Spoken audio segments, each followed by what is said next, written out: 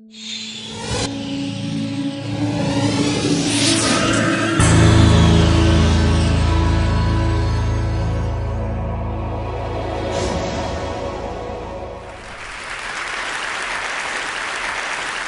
this is a very un-TED-like thing to do, but let's kick off the afternoon with a message from a mystery sponsor.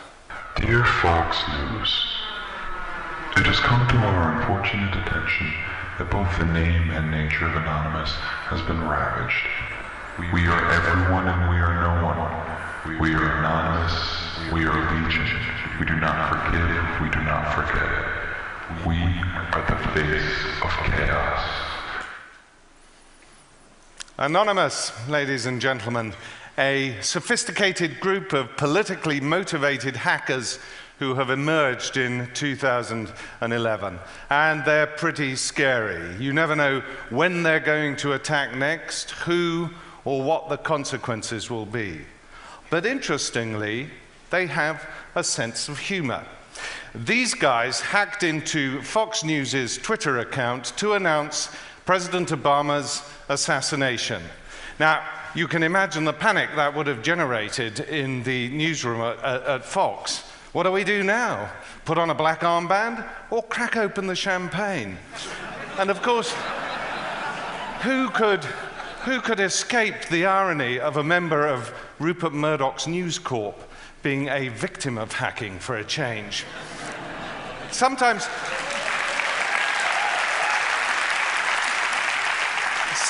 you know, you turn on the news and you say, is there anyone left to hack?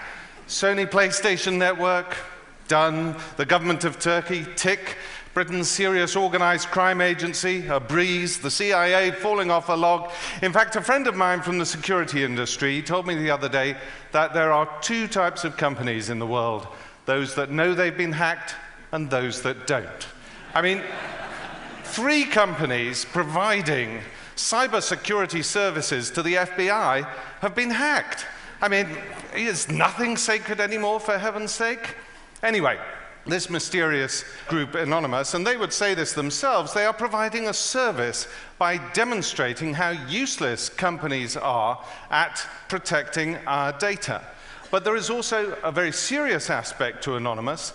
They are ideologically driven. They claim that they are battling a dastardly conspiracy. They say that governments are trying to take over the internet and control it, and that they, Anonymous, are the authentic voice of resistance, be it against Middle Eastern dictatorships, against global media corporations, or against intelligence agencies, or whoever it is. And their politics are not entirely unattractive. Okay, they're a little inchoate, and there's a strong whiff of sort of half-baked anarchism about them. But one thing is true. We are at the beginning of a mighty struggle for control of the internet. The web links everything, and very soon it will mediate most human activity, because the internet has fashioned a new and complicated environment for an old age dilemma that pits the demands of security with the desire for freedom. Now, this is a very complicated struggle, and unfortunately for mortals like you and me, we probably can't understand it very well. Nonetheless, in an unexpected attack of hubris a couple of years ago, I decided I would try and do that.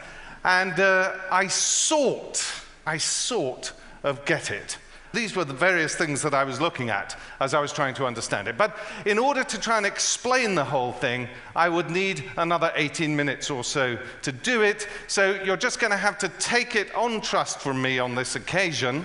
And let me assure you that all of these issues are involved in cybersecurity and control of the internet, one way or the other, but in a configuration that even Stephen Hawkins would probably have difficulty trying to get his head around. So there you are. And as you see in the middle, there is our old friend, the hacker. The hacker is absolutely central to many of the political, social, and economic issues affecting the net. And so I thought to myself, well, these are the guys who I want to talk to. And what do you know? Nobody else does talk to the hackers. They're completely anonymous, as it were. So despite the fact that we are beginning to pour billions, hundreds of billions of dollars into cybersecurity for the most extraordinary technical solutions, no one wants to talk to these guys, the hackers, who are doing everything.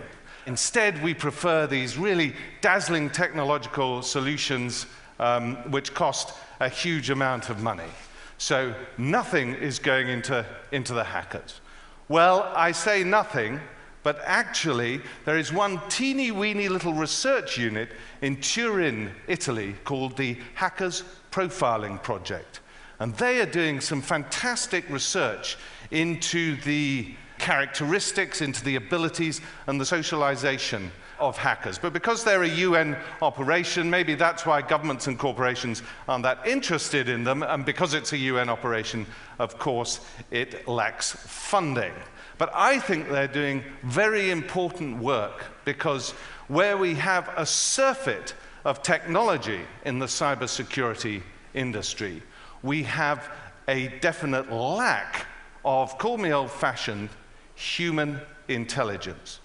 Now, so far I've mentioned the Hackers Anonymous, who are a politically motivated hacking group. Of course, the criminal justice system treats them as common or garden criminals, but interestingly, Anonymous does not make use of its hacked information for financial gain. But what about the real cyber criminals? Well, real organized crime on the internet goes back about 10 years, when a group of gifted Ukrainian hackers developed a website which led to the industrialization of cybercrime. Welcome to the now forgotten realm of Carter Planet. This is how they were advertising themselves a decade ago on the net. Now, Carter Planet was very interesting. Cyber criminals would go there to buy and sell stolen credit card details, to exchange information about new malware that was out there. And remember, this is a time when we're seeing for the first time so-called off-the-shelf malware. This is sort of ready-for-use, out-of-the-box stuff which you can deploy even if you're not a terribly sophisticated hacker. And so Carter Planet became a sort of supermarket for cyber criminals. And its creators were incredibly smart and entrepreneurial, because they were faced with one enormous challenge as cyber criminals. And that challenge is, how do you do business? How do you trust somebody on the web who you want to do business with when you know that they're a criminal? I mean, it's axiomatic that they're dodgy and they're going to want to try and rip you off. So, the family, as the inner core of Carter Planet was known, came up with this brilliant idea called the escrow system. They appointed an officer who would mediate between the vendor and the purchaser. The vendor, say, of stolen credit card details. The purchaser wanted to get hold of them. The purchaser would send the administrative officer some dollars digitally, and the vendor would sell the stolen credit card details, and the officer would then verify if the stolen credit cards worked. And if they did, he then passed on the money to the vendor and the stolen credit card details to the purchaser. And it was this which completely revolutionized cybercrime on the web. And after that, it just went wild. We had a champagne decade for people we know as carders. Now, I spoke to one of these carders, who we'll call Red Brigade, although that was not even his proper nickname, but I promised I wouldn't reveal who he was. And he explained to me how in 2003 and 2004, he would go on sprees in New York, taking out $10,000 from an ATM here, $30,000 from an ATM there, using cloned credit cards. He was making, on average, a week, $150,000, tax-free, of course. And he said that he had so much money stashed in his Upper East Side apartment at one point that he just didn't know what to do with it, and actually fell into a depression. But that's a slightly different story. which I won't go into now. Now, the interesting thing about Red Brigade is that he wasn't an advanced hacker. He sort of understood the technology, and he realized that security was very important if you were going to be a carder, but he didn't spend his days and nights bent over a computer, eating pizza, drinking Coke, and that sort of thing. He was out there on the town having a fab time enjoying the high life. And this is because hackers are only one element in a cyber criminal enterprise. And often they're the most vulnerable element of all. And I want to explain this to you by introducing you to 6 characters who I met while I was doing this research. Dmitry Golubov, aka Script, born in Odessa, Ukraine in 1982. Now, he developed his social and moral compass and the Black Sea port during the 1990s. This was a sink or swim environment where involvement in criminal or corrupt activities was entirely necessary if you wanted to survive. As an accomplished computer user, what Dmitry did was to transfer the gangster capitalism of his hometown on to the World Wide Web. And he did a great job in it. You have to understand, though, that from his 9th birthday, the only environment that he knew was gangsterism. He knew no other way of making a living and making money. Then we have Renukant Subramaniam, aka Jilzy, founder of Dark Market, born in Colombo, Sri Lanka.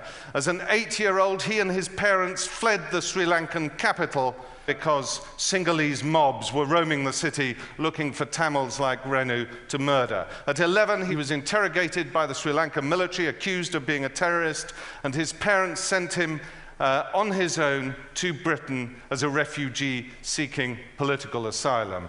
At 13, with only little English and being bullied at school, he escaped into a world of computers where he showed great technical ability, but he was soon being seduced by people on the internet. He was convicted of mortgage and credit card fraud, and he will be released from Wormwood Scrubs jail in London in 2012. Matrix 001, Matrix 001, who was an administrator of Dark Market, born in southern Germany to a stable and well-respected middle-class family, his obsession with gaming as a teenager led him to hacking, and he was soon controlling huge servers around the world where he stored his games that he had cracked and pirated. His slide into criminality was incremental, and when he finally woke up to his situation and understood the implications, he was already in too deep.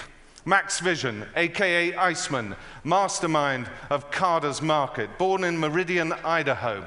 Max Vision was one of the best penetration testers working out of Santa Clara, California in the late 90s for private companies and voluntarily for the FBI. Now, in the late 1990s, he discovered a vulnerability on all US government networks.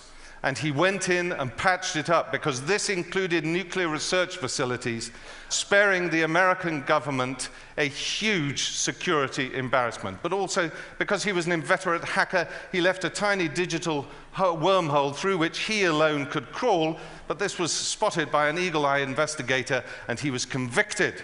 At his open prison, he came under the influence of financial fraudsters, and those financial fraudsters persuaded him to work for them on his release. And this man with a planetary-sized brain is now serving a 13-year sentence in California. Adewale Taiwo, aka Freddie Bibi, master bank account cracker from Abuja in Nigeria. He set up his prosaically entitled news group, bankfrauds@yahoo.co.uk, before arriving in Britain in 2005 to take a master's in chemical engineering at Manchester University.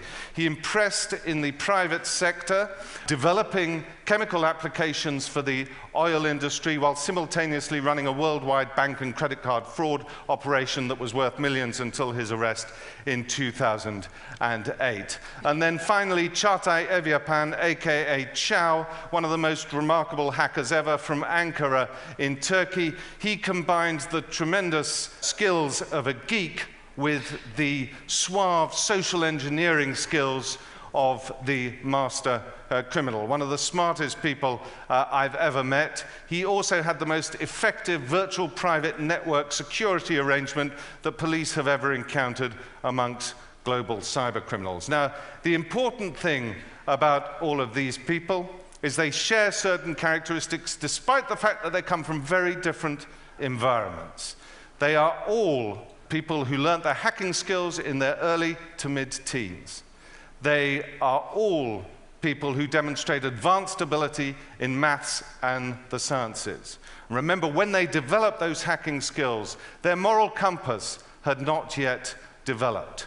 And most of them, with the exception of Script and Chow, well, they did not demonstrate any real social skills in the outside world, only on the web. And the other thing is the high incidence of hackers like these who have characteristics which are consistent with Asperger's syndrome.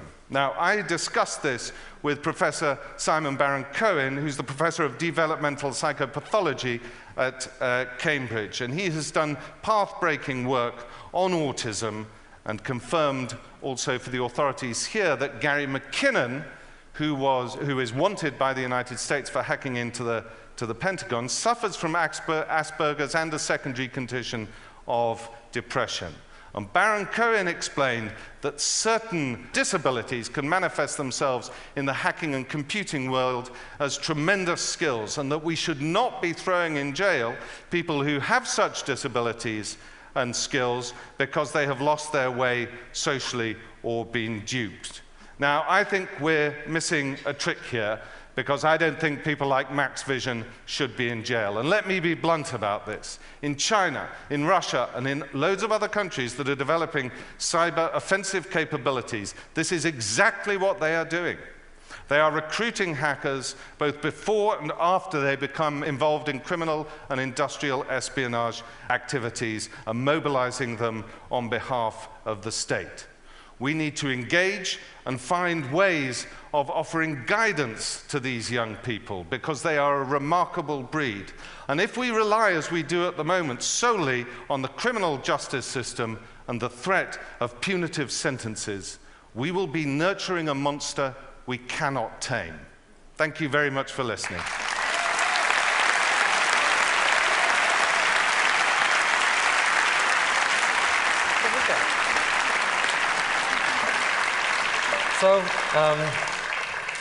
So your idea we're spreading is hire hackers.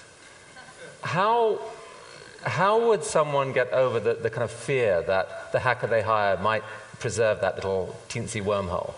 I think to an extent you have to understand that it's axiomatic among hackers that they do that.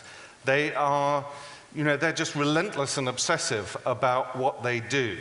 But all of the people who I've spoken to who've fallen foul of the law, they have all said, please, please give us a chance to work in the legitimate industry. We just never knew how to get there, what we were doing. We want to work with you. Okay, well, that makes sense. Thanks a lot, Misha.